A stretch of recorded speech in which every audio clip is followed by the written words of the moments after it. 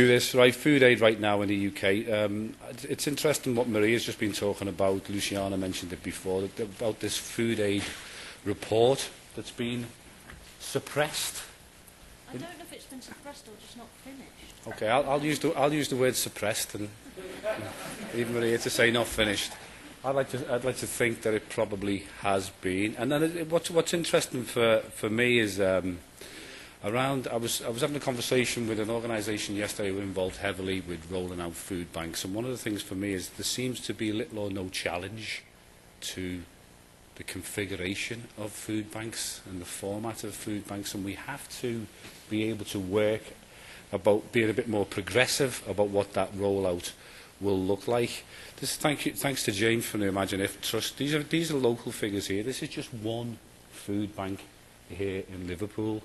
And we loosely costed this out. When you get to the red figure there at the bottom, it's on target for 8,000 food handouts this financial year. Correct me if I'm wrong, James. But we costed this out at this is about £200,000 worth of food aid from one food trust that's going into the local area. Now, first of all, there's no government resource going into this whatsoever. So it's £200,000 that local community is generating to make sure that, at best, it's keeping poverty where it is. So if we look across, if we use this model to go right across Liverpool, what's interesting about it is it's probably about £1.5 million worth of free food going into the food system. But it's only ever going to keep food poverty where it is. And it's an important distinction. So, what's interesting for me is we've got to push a lot harder. Maria just mentioned it. I think somebody else mentioned it before. We can't have a food aid system in this country that becomes mainstream and mirrors what's going on in the USA and other places. But what's interesting is the rollout. There are some projections for rollout in this country which are 4,000, 5,000 over the next couple of years. That's mainstream provision. Once you start to get to that place, it becomes embedded, it becomes the norm, and all of a sudden we have started to lose the battle. So we need to be mindful of that. Here's Food Aid Plus. I want to talk about Food Aid Plus. We talked about Food Banks Plus last time, but let's talk about Food Aid Plus. Food Aid Plus only works. Here's Maria, 1 month in. Right? When she gets into power, in you all have to vote for me. Yeah. When she gets into power in 2 years' time, the one thing that gets Maria incredibly excited is the thing that she can take back to her. I was going to say back to her gang. I'll say it anyway, right? Back to a group of ministers, and what she needs is models that work very, very well. You've got to educate and you've got to influence. So politicians, supermarkets. Tony, I'm just going to stop here. It's interesting we mentioned Tesco before. Do you know that Asda's price for swede is now 15 pence more per kilogram than butternut squash? Why is that happening in this area? Because we are now in the winter months and scouse is being cooked. So all of a sudden, Asda puts up the price of the main ingredient that goes into scouse. Supermarkets will not help challenge food aid unless they have pressure put upon them.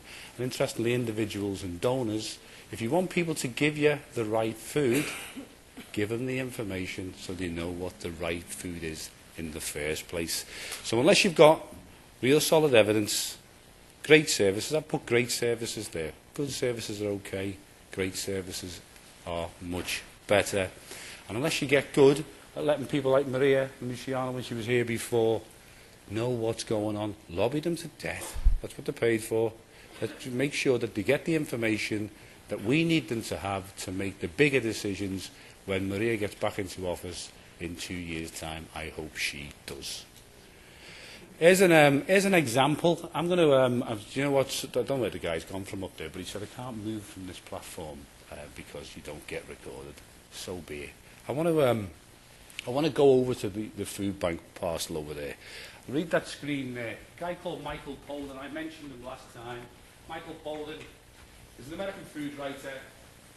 If you want to nail what healthier food looks like, that's the best example I've ever come across in my life.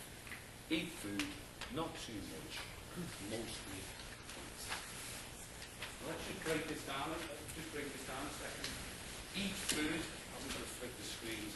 The screen there it just says eat food. What Michael Pollan means is food that your grandmother recognised as food. Food your grandmother recognised as food, which means fresh food that you can cook at home. There's no recognition of processed food at all in what Michael Pollan is talking about. When we get to not too much, now interestingly, everybody who goes to a food bank is eating not too much. But it ain't through choice, which is the important factor in this. So eat food, it falls down on. This is a mantra, this is a great example for healthier food. Eat food, but not processed. Not too much, but through choice, which is important.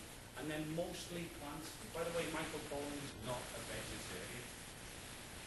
Right? What he says is, if you want to eat healthier, it's got to be a fresher diet. What's interesting about what's in that corner, which is a family of four's food bank parcel, is that it falls down on absolutely everything that an expert will tell you has to happen if you're going to eat healthier at home. That should be a concern to absolutely everybody, all of us in here, who are concerned with turning what I would call food banks into food aid plus. This is I'm going to give you a solution, a part of the solution. We're going to build this model up, and I'm putting this out provocatively because I want you to all maybe challenge on it. If you agree with it, fantastic. If you don't, let us know. And up at the top there, there's a title there saying the food we need. So we're going to run a program of work called The Food We Need, and this is how we're going to do it. We've challenged some of the top chefs around the city and our own chefs to come up with meals. So take that parcel and come up with a number of meals for a family of four. Because that's what that parcel is all about. A number of meals, by the way, for a family of four. They can get you one or so out of it, and then what happens when you start to put that together for a family to eat together, within those tins and within some of those packages, you are actually just putting sugar upon sugar, salt upon salt, because that's what maintains them in them tins and so on. So it's nigh on impossible. So we've gone a bit further. We've challenged the chefs to use just 4 more ingredients, and with those 4 more ingredients, mix it with the food bank parcel to see if we can stretch that a bit further. And we've made a lot of headway with that so far.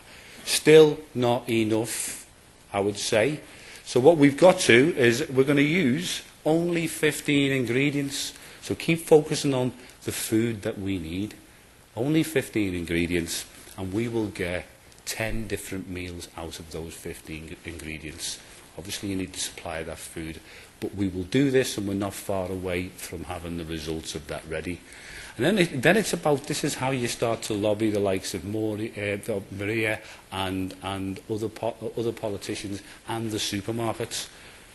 Let's start saying this is the food we need. So here's the store cupboard that we'll run with. It's the shopping list. We'll have a store cupboard in there. We'll have fresh food in there. There'll be treats in there, and it will always be about quality. Just to go focus you back on that over there, that's actually about £30 worth of food sitting on that table when you're giving it to a family of 4. I think most people here could go to the shop and get better quality food if you spent £30. You do have to standardise it. You do have to have a shopping list, because if you're going to feed thousands of people with food aid, we have to work off a format. But wouldn't it be fantastic if that format started to talk about fresh food, started to talk about the treats the family deserve, by the way, and talk about quality. The way we're going to approach this is when we've done this piece of work, we're going to wrap around the training and the food knowledge, the cookery training and the food knowledge, to make sure that everybody is equipped with the right type of skills so they can make it happen. And part 5 is, when we've done this, we're going to be meeting with one big supermarket in December to see whether they're going to try and take this on board. But when we've done this, I'll be the first person back through Maria's office when she's ready to wrestle with the pressure of power to make sure that some of this starts to stick. And we want to influence, we want to work with a number of food banks to see if we can get the food we need into the supply chain, and then we're going to go out with a big promotion to influence everybody who would want to give to a food bank. Let's be honest, we don't want to waste our own money and our own resource by giving the wrong food that may end up in the bin. So let's make sure we give people the information so all of the right food is in the food chain that goes to food aid. So, in some ways, really what's next? So what are we going to do? One of the things for me is, I said right at the start, Liverpool can't be that city that accepts that food aid is the norm. I'd like to think that all of you here are interested in making sure that that does not happen at any level whatsoever. Be very scared, though, be very scared as we launch another food bank, or as there's a development plan for hundreds more, thousands more food banks, that the moment we do that and it becomes the norm, we will find it that much harder to turn this around. We asked everybody just to give, I'm speeding through this, we asked everybody just to give us some feedback about what had happened since the last time and what changes had been made. So here's just a quick run through, a quick summary here. One ARC team have been working along Knowsley Youth Service to provide hot meals for children and young people in the school holidays. That's one example. Healing Space, Community Growing Space have come together to grow food. They've reached 3 beds and so on. It's another great project. They've got 6-week courses on baking bread. Fantastic. One Friendship Centre, you can read that yourself. 131 individual children, 462 meals, just as a snippet. All Saints there have now got, they're a partner of 4 of the local churches in Kensington to run the Kensington Fairfield Community Food Bank. We are starting to roll a bigger programme, a bit more proactive programme out. This is some of the stuff that we've been doing ourselves. There is a food poverty working group. If you're interested in it, see Lucy here, because that whole food poverty working group, the practice of that is going to be how we make sure this does not embed in this community, in this city. Food poverty blog, Rebecca just sitting there works her backside off, let me tell you, to make sure that this food poverty blog is as good as anything in the country. We get loads of responses, by the way, from Republicans in the USA. From Republicans in the USA who are having a go at us because we're trying to sort out food aid. We don't get that many responses from Liverpool, by the way, so I'd invite them in. Working with MacTech, we're setting up a food enterprise diploma so we can get young people into food. And we will launch, as a response to some of this, we hope to launch a new Meals on Wheels service employing young people and feeding the elderly and feeding young. I was talking to Phil before about how we could make a partnership to make all that happen. And then lastly, Miles with the school food plan. I would really like. I think the school food plan, by the way, it's got to be a fundamental building block for any anti-poverty strategy that happens in any single city. And so we're going to be bringing together a consortium bid with the support of Liverpool City Council to make sure that those resources are used, as Phil said, in a joined-up way. It's no good if it's not joined up to the outside world. And what we're going to try and do, is to make sure that all of this work is linked strategically and operationally. Otherwise, as Phil said before, it will not happen in the way that it needs to happen. It will just be a project. It has to be much more than that. This is other stuff that we're doing. I'm not going to keep you there because Paul's looking at me saying, you are up with your time. There's over by 5 minutes. I apologise. Anyway, you get the point. You've been sitting there for a long time, and I'm sure you've got lots of questions. Thank you very much. We're going to be back.